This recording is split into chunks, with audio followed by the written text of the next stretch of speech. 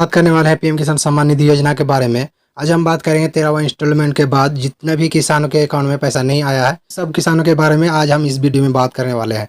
उन किसानों के अकाउंट में क्यों पैसा नहीं आया है और उन किसानों के अकाउंट में क्या प्रॉब्लम आ गया है कि उन किसानों का बेनिफिशियरी में क्या प्रॉब्लम आ गया है कि उन किसानों का जो है पीएम किसान सम्मान निधि योजना का पैसा रुक गया है और क्या है प्रॉब्लम, उस प्रॉब्लम के बारे में भी बताएंगे और उस प्रॉब्लम को कैसे सॉल्व करेंगे उसके बारे में भी इस वीडियो में आपको हम बताएंगे। पीएम किसान सम्मान निधि योजना का जो 13वां इंस्टॉलमेंट का लिस्ट जो है वो अपडेट हो चुका है और कौन किसानों को पैसा दिया गया है और कौन किसानों को नहीं दिया गया है और क्या है कारण, इस वीडियो में आपको हम बताने वाले हैं। तो चलिए वीडियो को शुरू करते हैं और आपको हम बताते हैं।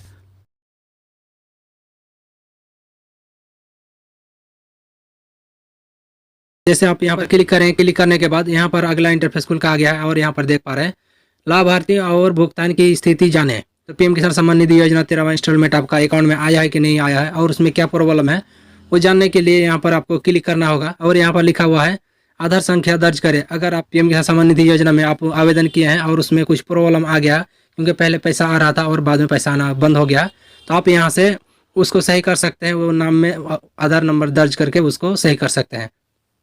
उसके बाद यहाँ पर स्वयं पंजीकृत स्थिति का पता करें।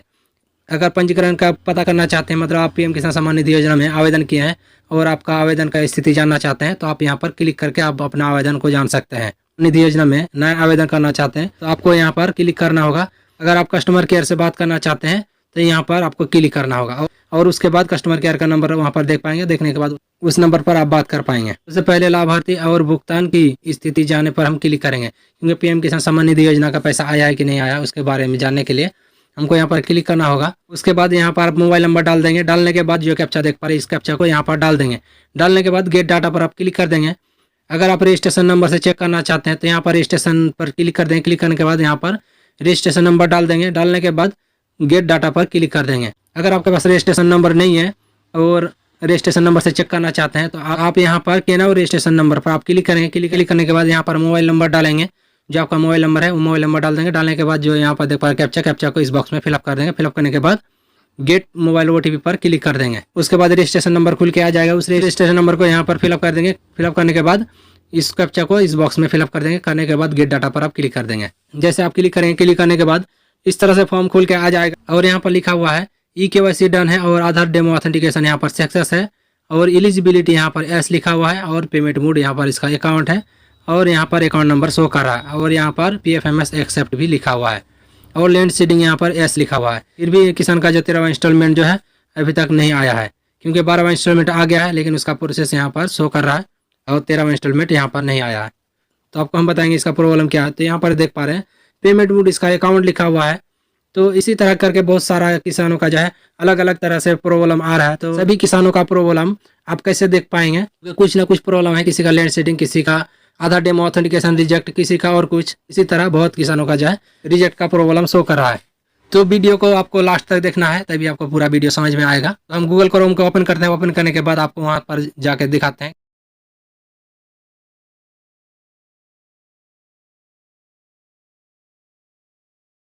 जैसे आप यहाँ पर क्लिक करें, क्लिक करने के बाद यहाँ पर लिखा हुआ ई-केवाईसी मैंडेटरी फॉर पीएम किसान। अगर आपका पीएम किसान सम्मान निधि योजना में ई-केवाईसी किया हुआ नहीं है तो आपको ई-केवाईसी करा लेना है जल्द से जल्द, क्योंकि अगर आप ई-केवाईसी नहीं कराएंगे तो आपका पैसा जो है आगे चलकर रुक सकता है। क्योंकि 13वां इंस्टॉलमेंट जो दिया गया है उसमें पहले से ही बोल दिया गया था कि अगर जिसका आधार NPCI नहीं है उनको पैसा नहीं दिया जाएगा। किसान का जो यहाँ पर देख पा रहे हैं अकाउंट मोड लिखा हुआ है, अकाउंट मोड के चलते इसका पैसा जो 13वां इंस्टॉलमेंट जो है इसको नहीं दिया गया है। अगर इनका आधार NPCI किया हुआ रहता तो इसका पैसा आ जाता। अगर आपका भी आधार NPCI किया हुआ नहीं है तो आप आधार NPCI जल्द से जल्द करा लें। तो आधार NPCI कराने के लिए आपको बैंक जाना होगा। बैंक जाकर आपको आधार NPCI कराना होगा। जैसे आप पीएम किसान का वेबसाइट को ओपन करेंगे, ओपन करने के बाद यहाँ पर जो देख पा रहे हैं डैशबोर्ड का ऑप्शन, आप डैशबोर्ड पर आप क्लिक कर देंगे। जैसे आप डैशबोर्ड पर आप क्लिक करेंगे, क्लिक करने के बाद इंटरफेस खुल के आ जाएगा। आने के बाद यहाँ पर जो देख पा रहे हैं जो आपका स्टेट है यहाँ से सिलेक्ट करने के लिए कहा जा रहा है, तो आप स्टेट सिलेक्ट कर लेंगे। करने के बाद जो आपका डिस्ट्रिक्ट है यहाँ से सिलेक्ट कर लेंगे। करने के बाद जो आपका सब डिस्ट्रिक्ट है यहाँ से सिलेक्ट कर लेंगे। करने के बाद जो आपका विलेज, अपना गाँव जो है यहाँ से सिलेक्ट कर लेंगे। सेलेक्ट करने के बाद सबमिट पर आप क्लिक कर देंगे। जैसे आप क्लिक करेंगे, क्लिक करने के बाद कुछ इस प्रकार का इंटरफेस खुल के आ जाएगा। आने के बाद यहाँ पर देख पा रहे हैं यहाँ पर समरी लिखा हुआ है। उसके बाद जो पेमेंट स्टेटस यहाँ पर लिखा हुआ है और उसके बाद यहाँ पर लिखा हुआ है आधार ऑथेंटिकेशन स्टेटस और उसके बाद जो देख पा रहे हैं ऑनलाइन रजिस्ट्रेशन स्टेटस। अगर आप ऑनलाइन किए हैं और उसका स्टेटस देखना चाहते हैं तो आप यहाँ से चेक कर सकते हैं। अगर आपका आधार ऑथेंटिकेशन चेक करना चाहते हैं तो आप यहाँ से चेक कर सकते हैं। अगर आप पीएम किसान सम्मान निधि योजना का पैसा आया है कि नहीं आया है, उसको अगर चेक करना चाहते हैं तो आप यहाँ से चेक कर सकते हैं।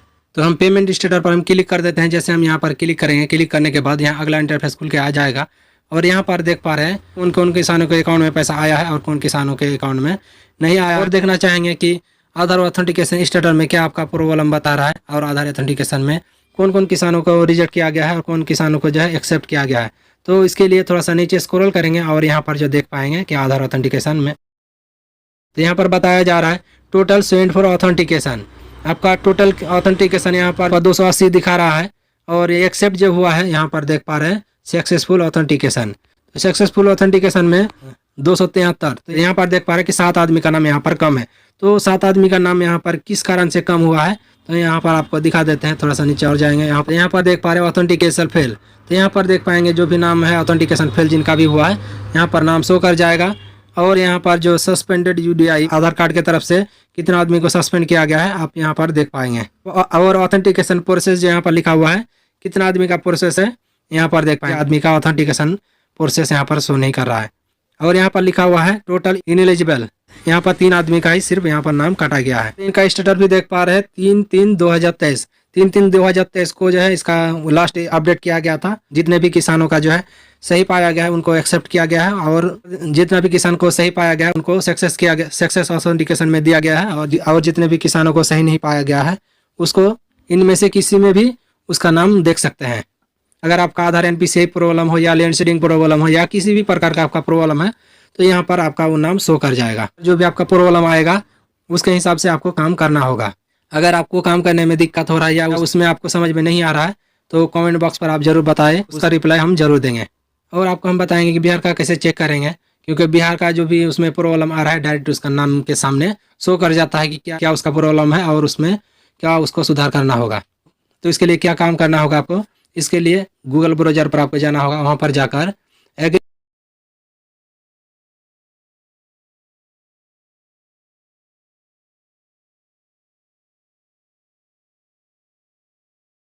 जैसे आप यहाँ पर क्लिक करेंगे, क्लिक करने के बाद यहाँ पर कुछ इस प्रकार का ऑप्शन खुल के आ जाएगा। यहाँ पर एक पॉपअप खुल के आ गया है और यहाँ पर लिखा हुआ है आवश्यक सूचना। यहाँ पर जो देख पा रहे हैं यहाँ पर लिखा हुआ है। तो यहाँ पर क्या बताया जा रहा है, ये भी पीएम किसान सम्मान निधि योजना के बारे में ही बताया जा रहा है। तो यहाँ पर बताया जा रहा है कि सूचित किया जाता है कि भारत सरकार द्वारा पीएम किसान सम्मान निधि योजना के अंतर्गत लाभुक के आवेदन में जमीन विवरण के साथ दाखिल खारिज तिथि मोटेशन डेट को अनिवार्य कर दिया गया है। अगर पीएम किसान सम्मान निधि योजना में लैंड सीडिंग का प्रॉब्लम आ रहा है तो आपका ये भी हो सकता है कि आपका जो दाखिल खारिज स्थिति का जो डेट है वो आपको वहाँ पर मेंशन किया हुआ नहीं है। और बहुत किसानों का जो है पहले मांगा नहीं जा रहा था और एक्सेप्ट भी कर लिया गया है, क्योंकि बहुत किसानों का जो है यहाँ पर मांगा जा रहा है। तो उन्हीं किसानों को देना होगा जो लैंड सीडिंग का प्रॉब्लम है। तो इसके लिए आपको वहाँ पर जाना होगा कृषि अधिकारी के पास, वहाँ जाकर बोलना होगा कि मेरा लैंड सीडिंग का प्रॉब्लम है और जो भी आपका दस्तावेज है लेके वहाँ पर जाना होगा। वहाँ पर जाके उसको कहना होगा कि मेरा इस तरह का प्रॉब्लम आ गया है, सही करवाना होगा। तो वहाँ से कर देता है तो ठीक है, नहीं तो आपको जाना होगा लेखपाल के पास, वहाँ पर जाके उससे सही करवाना होगा। अगर वो भी आपका काम नहीं करता है तो उस कंडीशन में आप क्या करेंगे, ऑनलाइन के माध्यम से लैंड सीडिंग को सही करेंगे।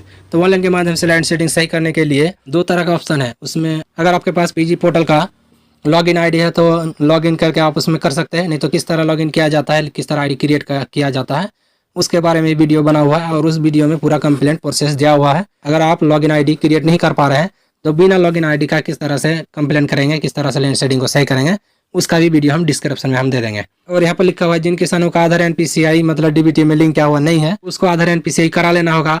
अगर आधार एनपीसीआई नहीं हो पा रहा है तो आपको क्या काम करना होगा कि इंडियन पोस्ट पेमेंट बैंक में अकाउंट खुलवाना होगा। खुलवाने के बाद डीबीटी एनेबल करवा लेना है। करवाने के बाद पैसा जो भी आपका रुका हुआ है वो पैसा आने का जो प्रोसेस है वो चालू हो जाएगा। तो हम इसको हटा देते हैं और प्रोसेस टू होम पर हम चले जाते हैं और आपको हम दिखाते हैं। और यहाँ पर देख पाएंगे कि आपका क्या प्रॉब्लम है पीएम किसान सम्मान निधि योजना 13वां इंस्टॉलमेंट लेने में।